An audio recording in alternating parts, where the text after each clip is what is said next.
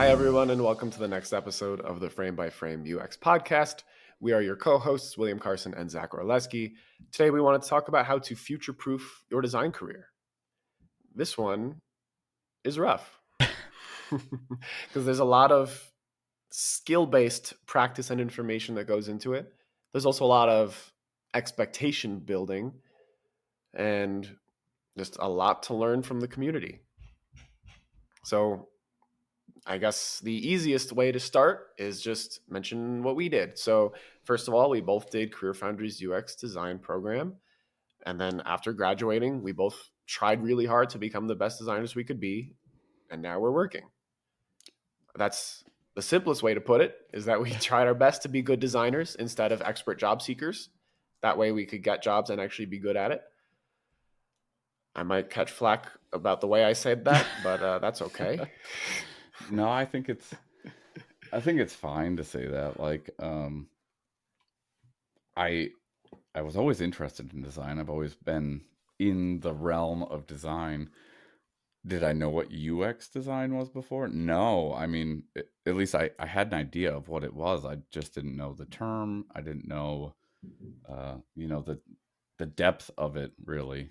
Um, and come to find out, even once you Hmm. learn UX design and UI design and any other type of design, it all starts to lead to the same place, which is product design. And so I think you're seeing a lot Hmm. of jobs rebranded as product design, but if you actually look at the details, you'll be involved in a lot of the same stuff. You might not do exactly the same stuff, and you might do more than what you planned on. So if you do see product designer, don't jump straight for it. Maybe make sure you read it first. Yeah. But no, I think you're fine to say that because it takes a lot of work to get somewhere you want to be, but it also helps to have a little passion towards that. So you have to just be willing to put in Hmm. time, really. And Right. And putting in time, I mean, that's really the essence of the topic, how to future proof your design career. It means you're able to still be a designer into the future.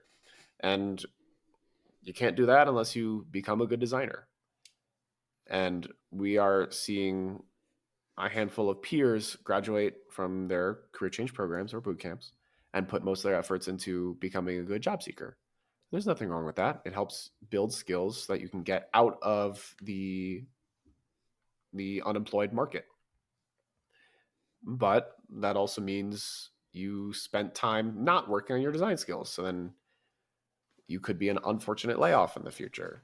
No one plans for that, of course, but that doesn't really help for future I proofing. mean, one thing I will say with outside of skills, it's good to be a job seeker. It really is, or at least to have some of the Builds necessary backbone. skills. Yeah, it does build backbone.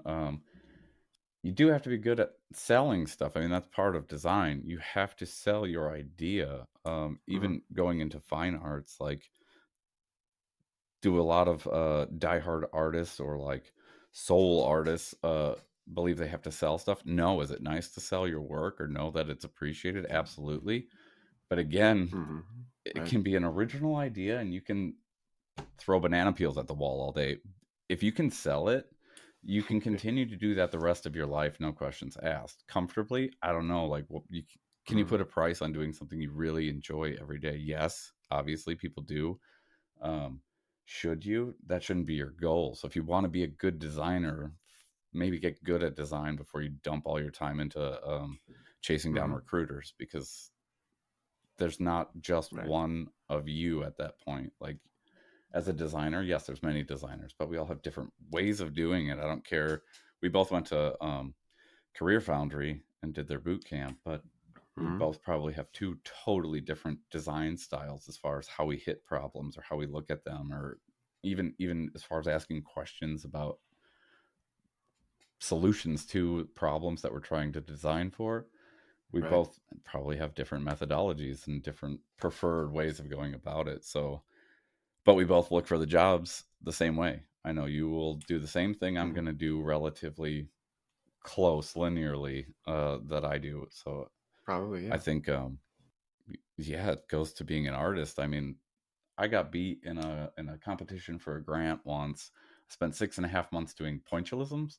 I don't know if you know Mm-hmm. what that is. It's stippling.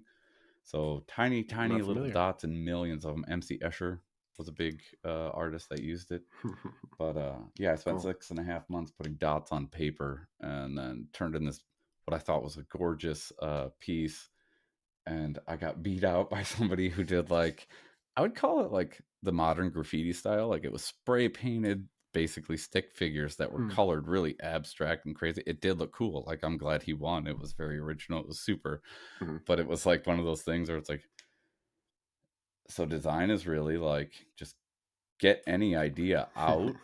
It doesn't have to take 6.5 months. It did look like it maybe took him 2 weeks, but maybe the idea was there, and actually making it and Mhm. preparing it and laying it out took him the longest, but he was an Mhm. original Cool. artist. We both went for a grant. We were doing a linear process to get to a goal we had, and we were both using our skills, and somebody judging this had a preferred style, or that's what caught their eye. And that's what it's about with your career in general, not just job search, but as Mhm. a junior, if you're going into design, I don't care if it's graphic design or I don't care what kind of design. Just know that it isn't fine art. There are rules to it.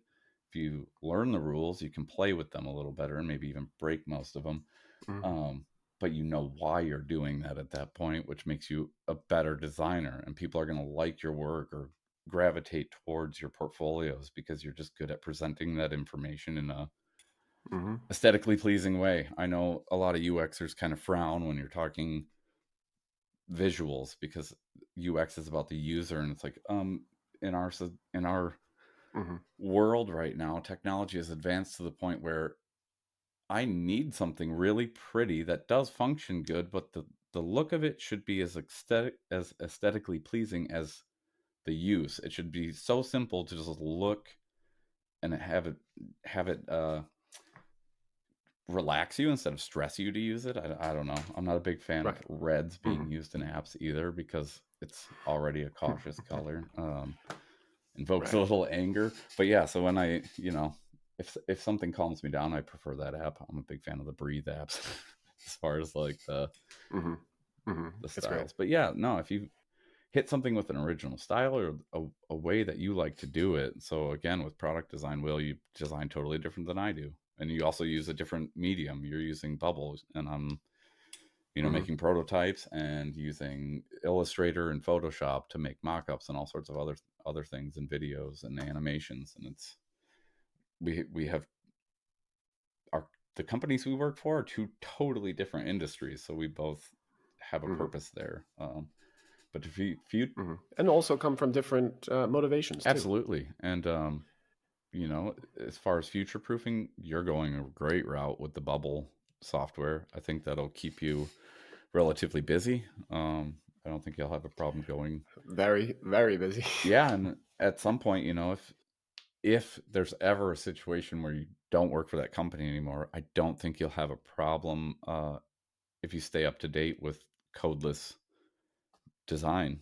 I think it's the Right. way to go. It's only going to get more popular. I mean, how many designers are out of work right now, and a lot of them have really good ideas. So I know there's going to be a wave of startups coming again. It's going to be another wave.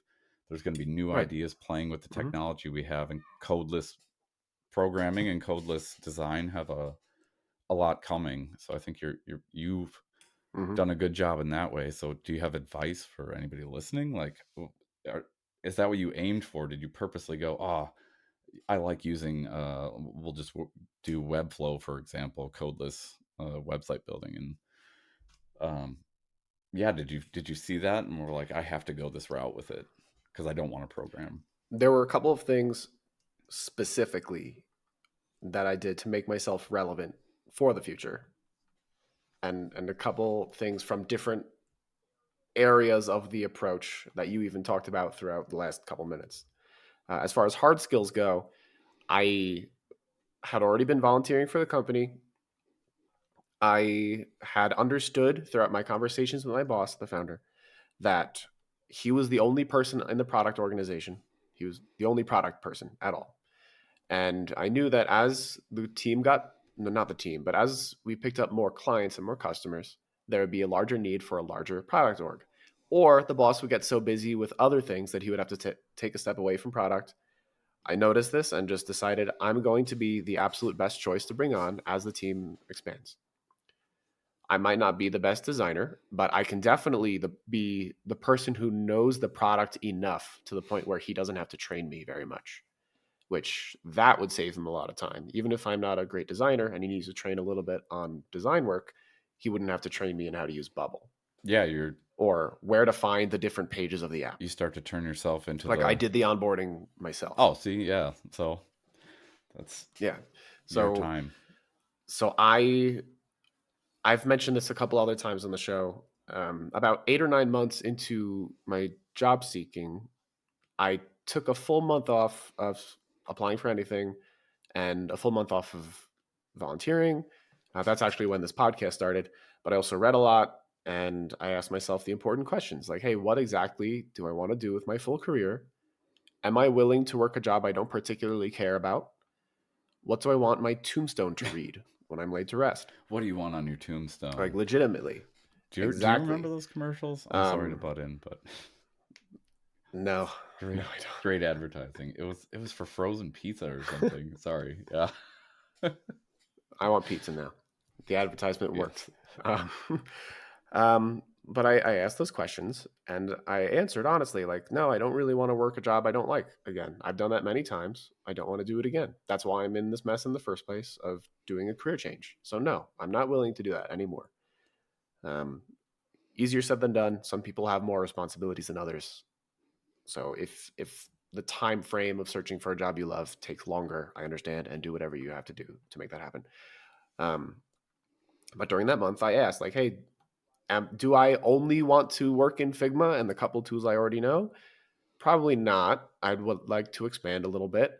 And would I like to get paid by this company one day? Yes, absolutely. I've already said this would be my dream job. So you know what? Let me do everything in my power to make it happen. Let me take the steps that would make it unreasonable for me to fail. And I've heard that quote from Alex Hormozy before, in case any listener has heard of that guy on YouTube. Um, I'll say it again. Take the steps that would make it totally unreasonable for you to fail. So I went to YouTube and I followed a couple dozen hours of YouTube tutorials about Bubble. And so I became conversational in Bubble. I knew the basics.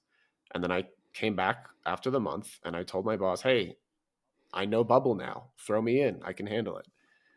Um, so we did. Um, So so that's the skill thing. Yeah, would you say I mean obviously you need the skill in the first place, but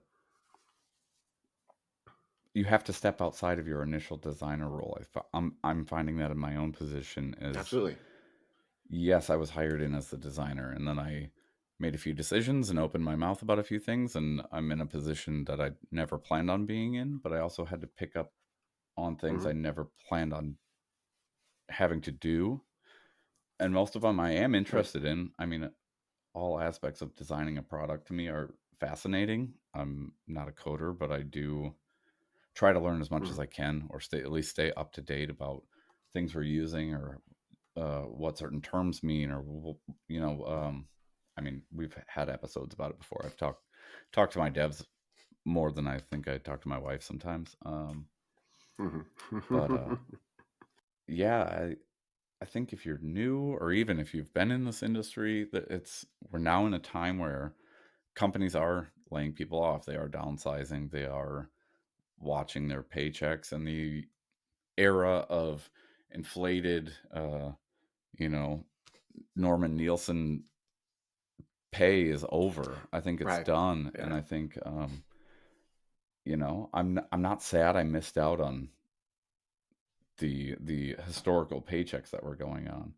Do people need it? Yeah, I mean the economy is rough, inflation's rough, but I think this being overpaid for a position, yes, we have to do a lot. I wish people knew how much I have to Hmm. do per week in my own job.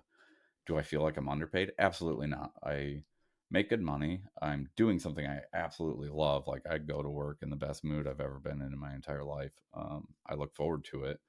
Are there stressful days? Absolutely. Every job, you're never going to have the perfect job. There's days Mhm. where I do Mhm. dread having to have certain meetings or certain discussions with people, and it's like, oh god, okay, here we go. We'll just we'll get up, we'll brush our teeth and eat breakfast and do it how we always do it, and yeah, it's you you got to step outside of your comfort zone at some point. Those paychecks, if you're a new guy, don't look to the guys that are selling you on LinkedIn that, oh, Mhm.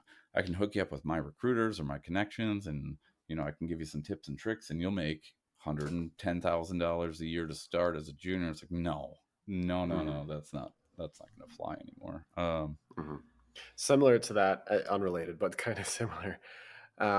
I have a friend who's interested in selling her own products, maybe starting her own like side business, and she found a couple coaches. She signed up for one of them. Turned out this guy's probably just a scam artist targeting non technical people.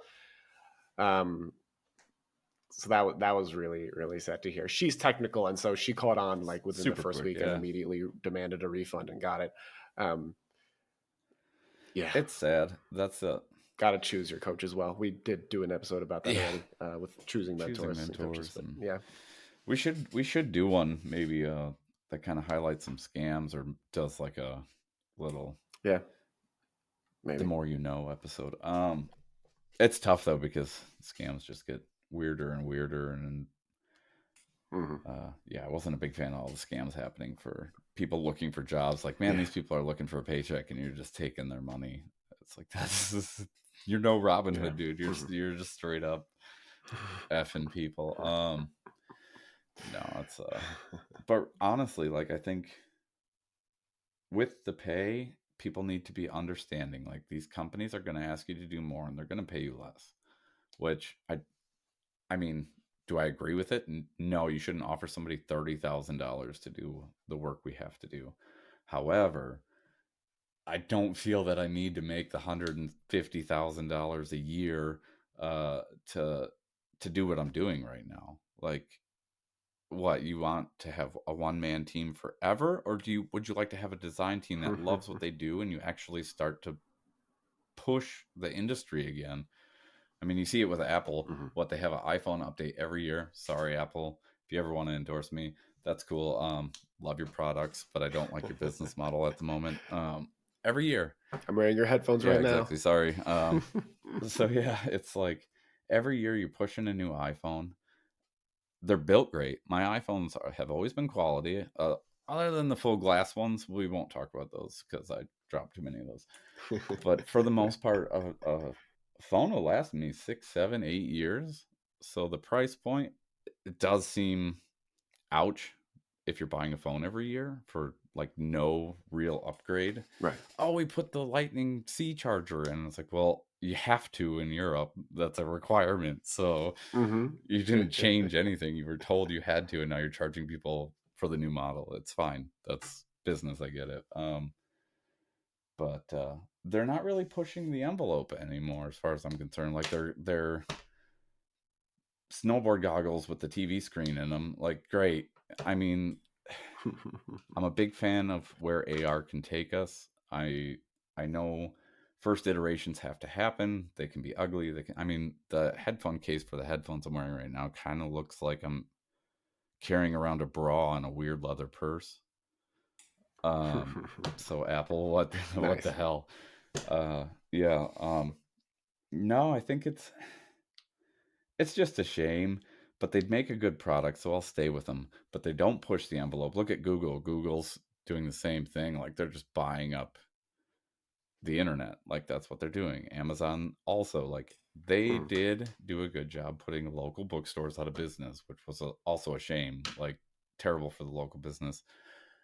However, they made a move with their business in the last few years where, yeah, you're still a giant. You're making billions. Okay, great. That's fine. But your company isn't what it used to be as far as like pushing boundaries with new ideas. Like they are messing with AI and they are messing with other stuff. So I shouldn't say they're not. They're doing it on a larger scale where you don't see it as quickly. And then what you do see is unamazing. Mm. Does that make sense? Like they've lost that room to really throw a rabbit R1 in people's face and have them go, I'm pre-ordering it now. Like Uh-huh. Uh-huh. they've lost that opportunity. So everybody expects that sort of stuff from Apple. Is Apple doing it? Yeah, but over time, and instead of holding out for 5, 6 More years gradual. and then releasing something that blows your mind, they give you the first iteration that's cool, like great idea, all right, works. And then after that first iteration, they don't really release anything new. They just improve upon that same product, but release it for double the price point because they can now. Does that make sense? Like PlayStation went how many Yeah. years? 7, 8 years between the last console, I don't remember. It was something like that. and then they released the new one. That's great. That's a good Mhm. enough time where they really actually improved the system between that time. But yeah, Load times are crazy. yeah. I'm just glad the new connection problem with wireless internet on their consoles has improved because the old ones, like, it Mhm. takes me 8 or 9 hours on my PS4 to download like a game file. Mhm. So you're telling me I Yep. want to play this game, and now instead of going to the store and buying it physically, putting in my PlayStation, even then you have to download the update patches and stuff, and it's like, well, I guess I'm Mhm. not gaming today, even though it was the only day I made for myself this week to do that. Um, no, so as a new designer in a startup company, I think you have to be willing, even as an old designer, you have to be willing to go with that startup. Like if designers are really going to start releasing some crazy ideas like that Rabbit R1 we talk about, um, as a designer, you're going to have to be willing to learn new technologies to be able to make things like that. If you want to go work at Google or go work Mhm. Mhm. wherever, that's fine. You will find it at some point where you can't really future proof yourself there. You're working on a team over a period of Mhm. years to slowly develop what the goal is, but you're doing it in small increments so they can easily onboard somebody else later and replace you if they have to. I feel, Yeah. but with a startup, they have an idea, that's their goal, and most of those teams, from the people I've met that work in startups, are some of the greatest people I've met. They have really cool brains on them. Mhm. So yeah, if Mhm. you like puzzles, man, startups are where to go. Some of the ideas are like, okay, I might only work at this place for 6 months because I don't know if this thing will actually take off. But if if you like with you, if you learn what you need to know to help not only yourself stay in that company, but that company stay afloat, you're going to be way more valuable and Mhm. harder to let go. Like if you can, yeah, if you Absolutely. can do six people's job, okay, at some point maybe think about asking them to take up some of that Yeah. slack. But if you're in a Mhm. startup or a smaller company, you should be more than willing to take up that slack because you're interested in it. If you're not interested, then that's the wrong product to be designing. You should look for a different company. I think a lot of designers Mhm. might be suffering from that right now too. They want the job so bad they don't care what they're going to make, which is fine. If you like surprises, great. But what happens when you get that job and 4 months Mhm. in, you're like, oh, this wasn't for me. Yeah, see, that's why companies are being the way they are because they hired a bunch of people and the half of them were like, I don't really like, fintech. Well, then why did you apply at a fintech company? Why are you trying to make a Mhm. software that Mhm. deals with financial technology? Why? Are you even interested in finance in general? Like what is your overall goal here? Mhm. Yeah. Or was it just the only place that hired Yeah. you? Right. And like, Um, yeah, so I don't. that goal setting, being clear, is probably one of the most important things for me for future proofing. Um, because, like, if we think about it in your career change, only one place is going to hire you in the end. Or maybe you'll get two offers, but as a new person, you're probably only getting one. So, I don't know how many employers exist in the world, millions, tens of millions. Um, of all of them, only one is going to hire Yeah. you.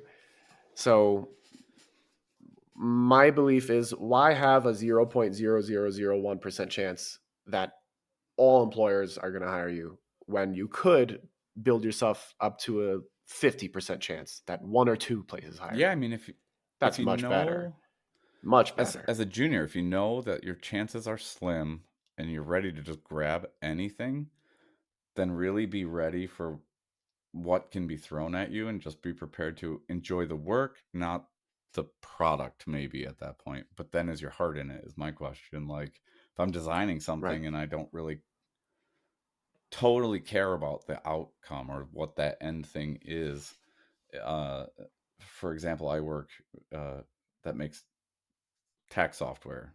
Am I a tax guy? Do I like Hmm. taxes? No, absolutely not. Like that is not what I set out in life to do was I don't like yeah, like taxes. I Yeah. didn't want to work for the IRS. I didn't want to work for any government financial agency or even do people's accounting. Like that is not my goal. Um, did I take this product because I absolutely love that stuff? No, but it's an industry that hasn't kept up with technology. There's so much that can be done with the software, Hmm. and to me that is the most interesting Hmm. part. So I my first initial thought when I read the job description for this job, and I actually didn't apply when I first saw this job because I had to really think about like Huh. what they were doing. And yeah, my initial thought when I saw it is like, nope, out, done, not even interested. But then I did a little digging on their product just to see what it was, and then I learned about other companies that make similar products. And I'm not talking like HR Block web app.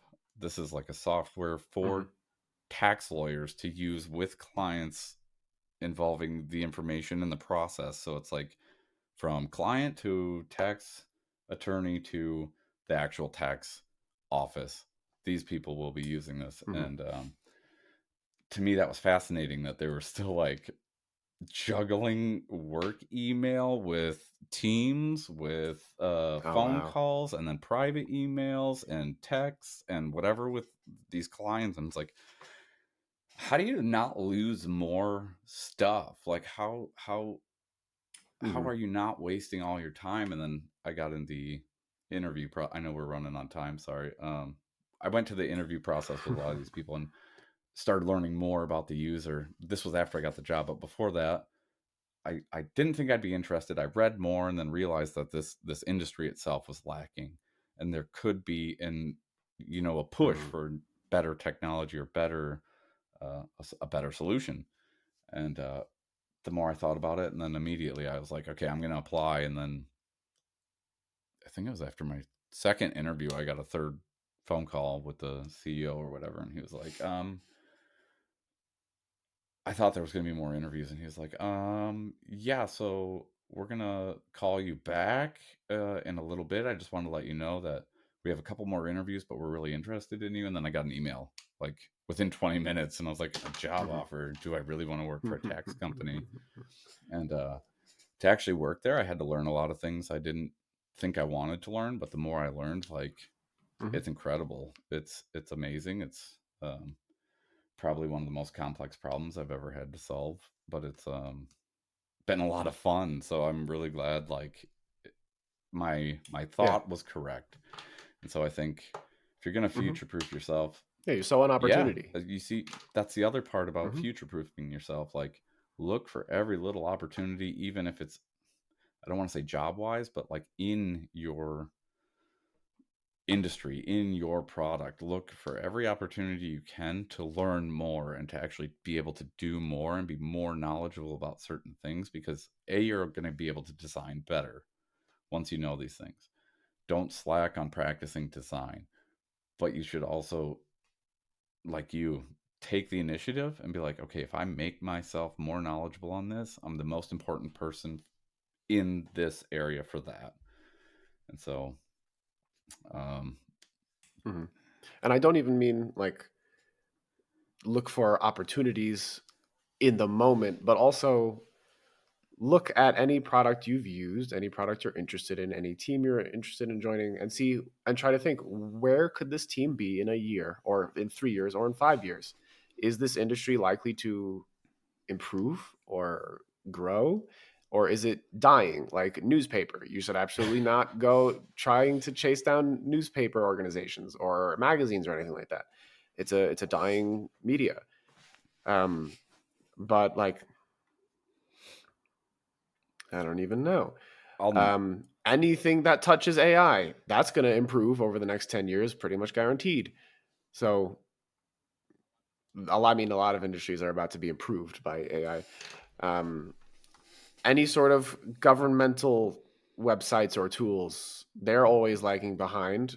So, like, You gotta, there's always room for improvement there. Maybe not always budget in their current year, but just noticing someplace that's definitely going to have room in at least like a year. Like that's good because then you give yourself time to build yourself up and get ready. absolutely, especially with new designers, like that's going to be the most important part about finding your first job, or even if you're in your first job right now or in your second job and maybe the first one didn't work out or you weren't there too long. Something to keep in mind too is if you want to stay at a company, look for the one that's going to keep pushing to keep growing. You will be offered more opportunities to do Mm-hmm. things. It will most of the time be outside of what you thought you were going to be doing, and that should be the most Mm-hmm. exciting part about why you're going into a job, is that you're if you really like to learn, like they say you should, if you're going to get into UX, you should constantly always be learning. That's any job you take should be treated no different. You should just get in there, get interested, do the Mm-hmm. work, and eventually, if Mm-hmm. you see it's not going anywhere, you're not getting where you want to be, then it's not fitting your criteria. But at least you have that experience now. Um, Mm-hmm. And then not only to see it and improve yourself, but also make sure that your name and face are the name and face that are most synonymous with s- skill and quality with that technology for when the opportunities do come up in a year. So that's also pushing your personal brand and potentially making content. yeah, it looks good in your portfolio. But that's another reason, Mm-hmm. if you're in the position you are looking for work right now and you don't feel obligated to practice your skill, then I'm sorry. I know I'm going to make people mad. I'm not trying to gatekeep or anything, but if you aren't drawn to it, don't do it. Like, get out, because you're not going to Mm-hmm. like it. Like, it's not going to be something that's for you, or you're going to get easily frustrated and quit anyway. Like, you're going to be mad that you didn't get hired in 7 months, but you also were the person that didn't practice. So if you are getting mad that there are juniors getting hired or there's other people getting hired first, yeah, because they're getting offers because they are actually putting in that time. They're doing the work. They're investing themselves in Mm-hmm. designing. Like, that is your main goal as a designer, not to job hunt, not to find a job, not to make. I mean, it's nice to make your company money, but that shouldn't be your focus as a designer. Like, you should be designing great things, not I'm just here because I heard I could make some money. Like, that's Mm-hmm. The goal was to get the job. Now I'm here to just live in the job. No, the goal is be a good designer or whatever your goal is.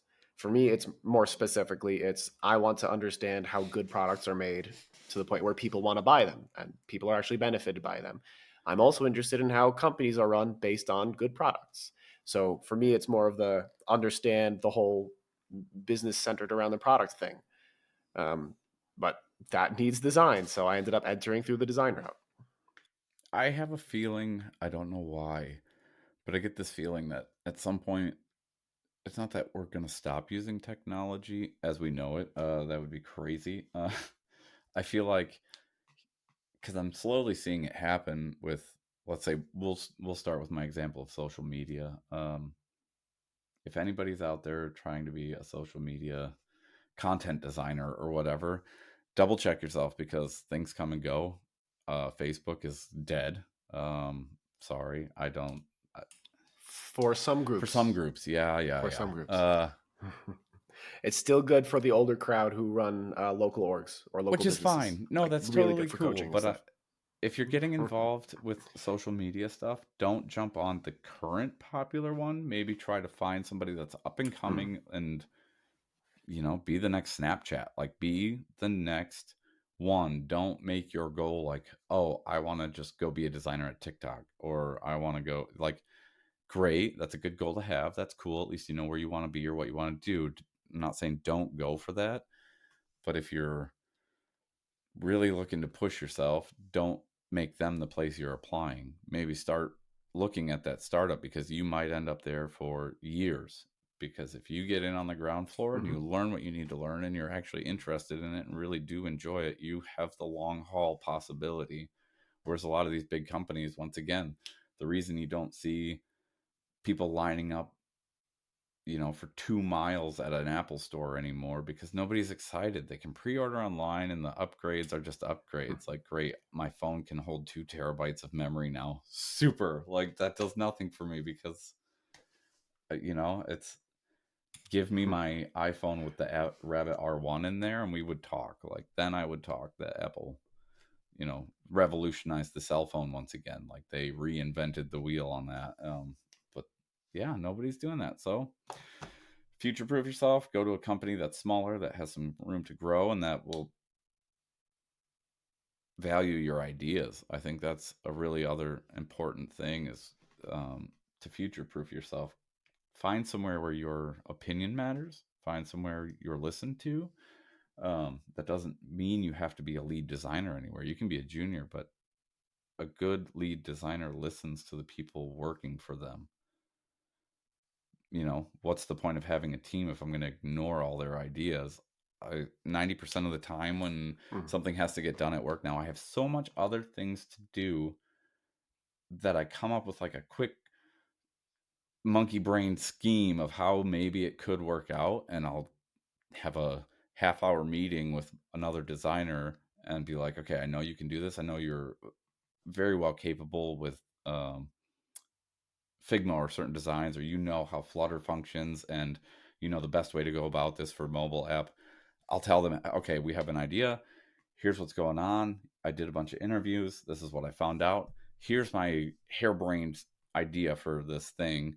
Can you take that and just do what you want with it? Like, take that idea and go with it. And if you have Mm-hmm. any questions or anything changes, just ask me if it's something really important. Otherwise, just do it and then tell me when it's done. And I want to be exploring their idea first. And if Mm-hmm. they rebuild my idea exactly, which I've had happen, it's because I wasn't clear enough when I gave it to them that I don't want you to try to pick what I just spit out at you and make it into the Mona Lisa. Like, no, take the stupid idea, put it in your head, and show me what you have for this.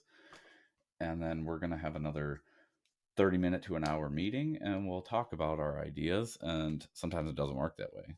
But other times, recently, I've Mm-hmm. had it happen so often now where I'm like, okay, so this, and this uh, is what our sprint is. Here's what has to be done. I don't have time for it, and I actually have to go do this the rest of the time. I'm giving it to you. I totally Mm-hmm. trust you with it, and let me know when it's done. And then I usually will get like a Figma comment at the end of the week or somewhere during the week where it's like, hey Zach, this and this are done. Can you please look through them and tell me if that's okay? And it's like, well, sure. And then I go Mm-hmm. look through, and usually I'll leave a couple comments where it's like, hey, I'll talk to you about this tomorrow, or are you available for a phone call really quick, because I really think we should talk through this. And there's been some ideas that come up through Mm-hmm. their pouring out of the idea I spit at them, where it turns into, I never thought about that. That is friggin' awesome. Let's figure out a better way to work that in, because there's just a couple things that could maybe work better. And usually by the end of a nice session, it's like the Mm-hmm. design team is now done. We have something finished and it's a great idea. Let's start testing it. That's usually where it ends up. And right now we're testing two Yeah. different features on our mobile version for our clients. And I hate testing. It doesn't change. It never changes. It never changes. You could set up test clients for Nope. 2 weeks, and the half of them email you back right away, and then the other half get back to you, but it's hit or miss with some appointments, or some just don't email back at all. Mm-hmm. And then you get the Mm-hmm. stragglers where it's like you have 3 days left of when you said you would be testing this thing, and they're like, "Hey, I'd love to do that," and you're like, Mm-hmm. "Okay, I think we could Yep. squeeze this in. I think it could work." No, but it's as a junior, don't be afraid. Even don't be afraid to enter a company, not know what you're doing, and you know, don't be scared of getting fired all the time too. Like, that's the other big thing. I notice a lot of people are super timid. If you want to future proof yourself, speak your mind. I was in a lot of other jobs where I was unhappy, I would speak my mind, but in the wrong way, because some jobs I Mm. felt like I'm wasting my time. My brain is not handling this mediocre situation very well. Yeah. And then as soon as I started working on something as interesting as what I'm working on right now, I started speaking my ideas as well, as far as like being very clear and deliberate about what my idea is, what I'm thinking. This is how it is. And I found you get more respect and more people, even if you get turned down on ideas, more people are willing to listen to what you have to say, which then in turn makes you more likely to be asked more questions and more likely to be Hmm. asked to be Hmm. involved in more things, because they respect that you had something to say, you said it in a respectful way. And sometimes a really weird idea drawn on a napkin works way better than 2 weeks in a room with sticky notes. It's crazy how that happens sometimes, Mm. but you get a, yeah, I think that's the best way to future proof yourself. Again, not the best way, but that's one of the best ways. When you do find yourself with a position, don't be afraid to speak your mind. I don't know how often you email your boss with Hmm. ideas or questions or whatever, but if I think something's off, I tell our owner immediately. Like he's my Hmm. first in line Yeah. anyway. He's the one that my I have to get stuff okayed with in the end. Um, Hmm. it's the final say, so I always bring it to him first, because why wait till the end? I want him to be aware right away what's going on, Yeah. so that when Hmm. something does happen, he's So we can not pivot if we need. surprised. Yeah. So, and again, that in turn led to me being asked frequently or more often, if we just have time to go over things. He really appreciates how things are going. He likes that I keep him up to date, and sometimes it's almost like he doesn't worry at all. So he'll just email just to see how the week's going. Um, Hmm. so yeah, again, it's not that I'm worried I'm going to be laid off at any point soon. If I were at Google or something, I would probably feel really worried all the time. Some pressure. Yeah, I don't have 15 years of experience under my belt. I feel like I would be part of a team of 30 other people and might never get heard. And then what's the point? Like if I can write stuff on paper and crumple it up and throw it in the trash all day. It's going to serve me the same purpose. Um, so yeah, if you want to future proof yourself, I do think startups are a way to go as well. And make sure you just tell people what Hmm. you're thinking, and not in a try to be tactful. How about that? That's a good way of putting it, because I know some people Hmm. who Hmm. speak their mind regardless of what it is. No, be tactful. Use your ideas. They're power. Your ideas are always power. And if you really want to stick around somewhere long enough to consider yourself not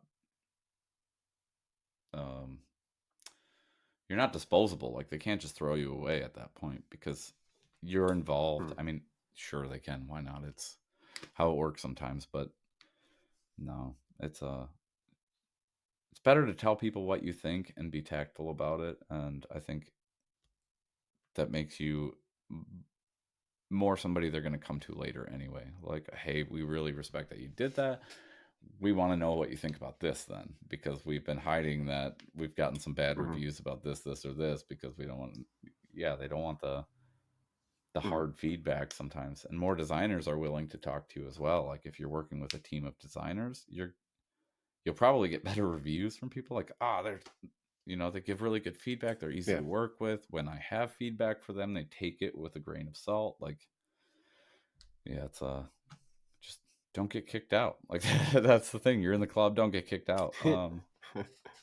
Yeah. No, I I don't know. Yeah. Yeah, I was just End of that thought.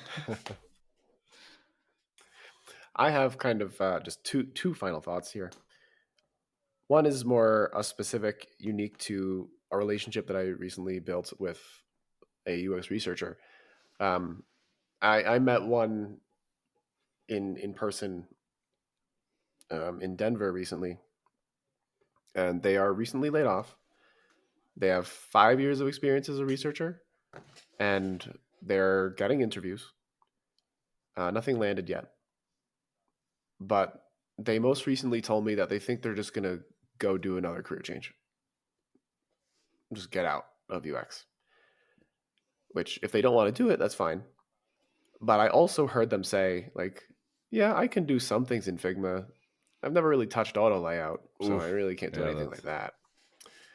So, now I understand they've been working as a researcher, so maybe they haven't needed to. no, that's But it understandable. also sounds like if you're still getting interviews and you're considering just dropping UX entirely, but you haven't put it in the work to even go learn auto layout. Take a Figma course. I, like I don't get it. It seems like there's an incredibly obvious way to future proof and make sure you're not laid off again. Just start learning more skills that are relevant. Um, I don't Would get you it. say that research is slowly I just don't getting get it. haphazardly sucked into just the generic UX? Like, if I hire a UX designer, they should Mm. not be specifically a researcher. I mean, obviously, there's I don't. So I'm so new to this, so this might be completely off the handle, but I don't really understand the need for separate researchers unless your team is massive and you're working on a massive product. I feel like the ideal situation is that there are a million hours in a business week and the dev can also design and do research and all of mm-hmm. it. That would be the ultimate product creator. But the Um, amount of time it would take to learn all that and be it would proficient, take yeah, stupid amount of like time. And the reason why that would be best case scenario, I think, is that you have the technical skills to actually know what's feasible. You have the design skills to actually know how to make something that works and looks nice. And you have the ability to go speak with the users to find out what they want. Of course, the more people in that process, um, no, once you introduce a few more people in that process who are also skilled, that's great. Like, of course, as a designer, you want to bring devs in to some research.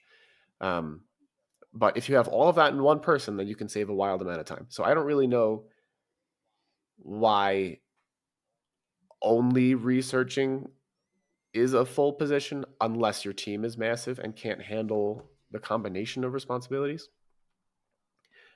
Like I haven't figured out exactly the right balance yet of meeting users for research and doing design and development work for my job because it's hard. And as we just said, it's hard to find the time to get to do everything in a week. And I'm trying to do everything in a week. But my ideal scenario would be have a couple meetings with users every week just to try talking about something else on the product, make sure everything yeah. is okay. So I definitely should be doing my own research. I just haven't found the right cadence for it yet. Um, I mean, no one else is going to Are do you research. doing any sort of I don't know if you can tell me, but are you guys doing any sort of like data collection or monitoring on your product? Because Yeah, then you can kind of keep track of like misclicks or where people are jumping off. yeah.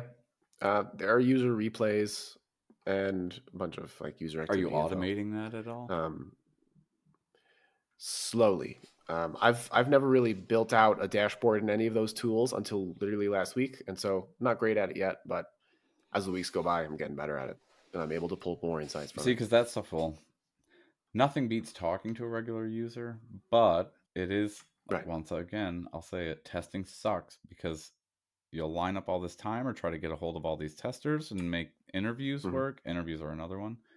And it's yeah, it's always hit or miss. And a lot of people it's I don't know if people feel like they're wasting their time or they don't have the time to waste to take 10 minutes of, if they have the time. Sometimes incentives are a problem. Like the budget isn't big enough to Hmm. offer everybody a trip to Disney World for taking the test. Yeah. Hmm. But yeah, I don't know. I think like with my dev, they give me all the data that I need because it's there, like where they can monitor stuff like clicks and things. And um, Hmm. yeah, it's nice because it helps. It's still nothing beats actually talking to somebody who's currently using or has used your product. Um, you get it straight from the horse's Hmm. mouth, whereas a computer can be there's outliers. There's things that throw data off. It happens, but no, it is very helpful. Right. But yeah, I just wondered because I have no idea with the bubble IO if you guys can track stuff like that. So Not Bubble, but other app okay, integrations. cool. Save you a little time. And then the last item, a little. The last item I wanted to touch on for future-proofing your design career was actually giving yourself a future for it. That's a good one. When you graduate boot camp, if your boot camp has one of those money back guarantees, chances are you're only thinking about the next 6 months. You're not thinking about 2 years from now. You're rushing like, hey, how do I get a contract? How do I get something I can sign my name on and get a paycheck from in the next 6 months? That just has a specific word in the offer, the job title, like UX. When you get that, you get impatient because you give yourself a timeline of 6 months. Like, oh, if it takes 7, or no, if it doesn't take 6, I failed. And that's a rough self-imposed timeline. I met someone recently in person who even said like, oh yeah, maybe I'll just try for the 6 months, and if it doesn't work out, I'll take the refund money and just go try something else. Like, I mean, if you're saying that, then it proves to me that you don't really care, and maybe you shouldn't be doing it in the first place. But if you need a paycheck in the next 3 months, this isn't it. You go to every restaurant in a 20-mile radius, you ask if they're hiring. You go to every call center, every phone sales job, anything you can do to get a paycheck. Now, if you're still here, if you're still listening, then we haven't offended you. I want you to try, I want you to try the following exercise. Imagine you have 3 years to get a job in this industry or whatever it is, industry with whatever job title. Imagine you have 3 years. All of your bills are magically taken care of. All of your timely and familial responsibilities are taken care of. This is literally the only thing on your plate for the next 3 years. Do you think you can get it done? I think I probably could. Oh yeah, Zach, I think you probably feel the same. If you have 3 years with 0 responsibilities, absolutely you can get it done. Like, no doubt in my mind. I have 2 kids, so there's days I think back like, man, yeah, what did I do in college? Like, I could have really just used my time better. Because now I do a ton in the time that I do have as a dad, so it's crazy. Yeah. Mm-hmm. But yeah. Mm-hmm. So even before getting my paycheck and getting my job, I definitely fully believed I can get this done in under 3 years. Absolutely. I wonder if you felt the same, maybe. Yeah. I mean, I have a background in design anyway, but it was. I had a weird switch of, I don't want to say emotion, but it was right towards the end of my boot camp, and it was like that. There wasn't really a time limit for me. I mean, I had savings, and I knew that I talked to my wife. It was all worked out how this was going to play out, and there was still that window in my head where it was like, if I can't make this work by this time, then I will still do it in my free time because I'm doing it in my free time anyway.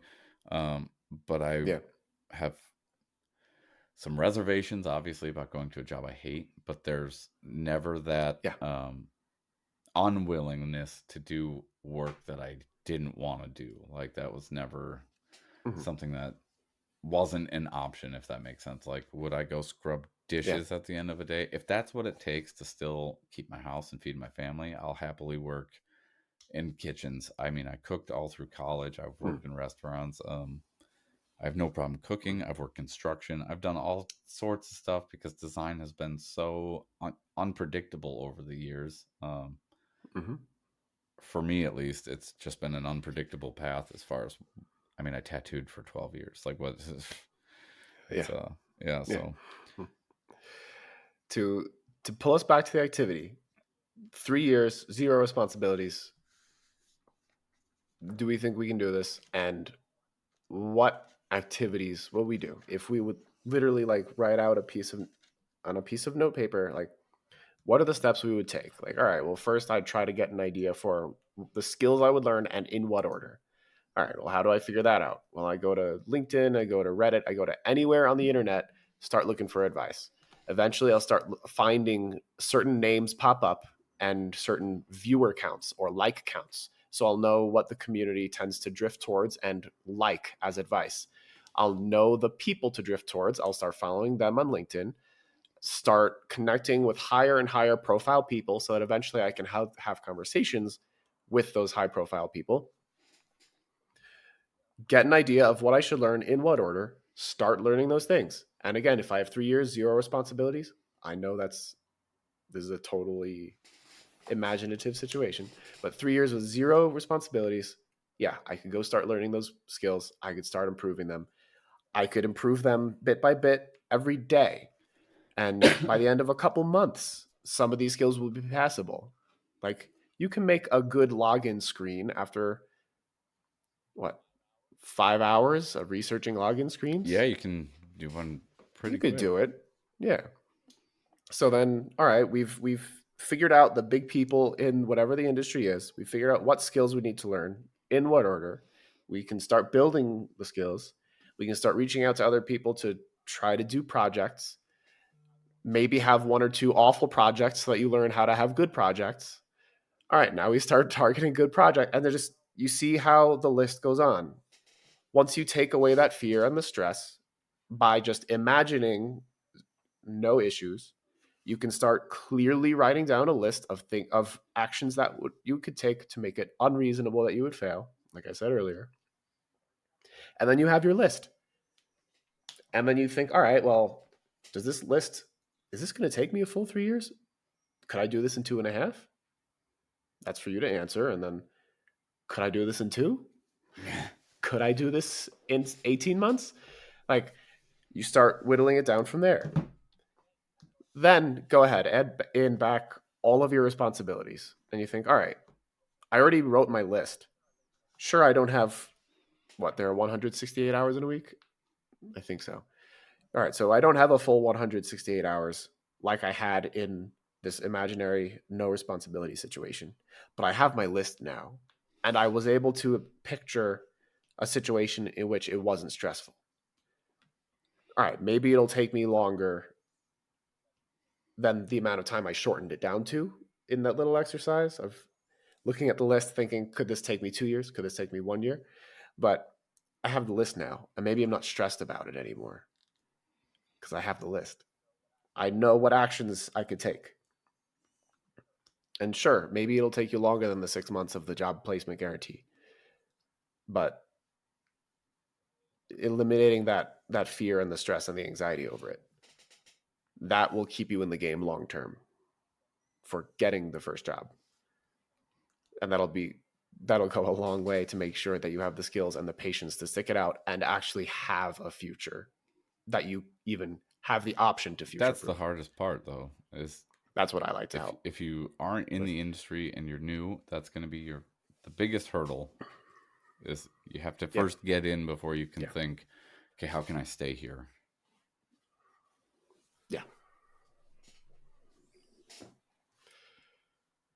guess we'll leave it there. Yeah, I have nothing else. I mean, there's a handful of ways, and the hardest one is actually getting in the door. It seems to be at the moment. Well, good. Then okie dokie. Again, I don't know how many are listening at this point because our season is fresh underway, but on Wednesdays every week, if you've caught on by now, we are doing a what are we at the out of frame episode. Out of frame episodes. And so yeah, if you're still listening after our episode this week, then come join us on Wednesday. We already covered things such as Helldivers. What was last week? Last week was the wish list. A wish list. A wish list, which I thought narrowed a person's options down to 0. I'm gonna rerun that episode right around Christmas, but I'm gonna back it with the Christmas list song. Yeah, Jingle bells. Yeah. So thanks for joining us again on this Sunday evening, and yeah, we'll see you on hopefully Wednesday.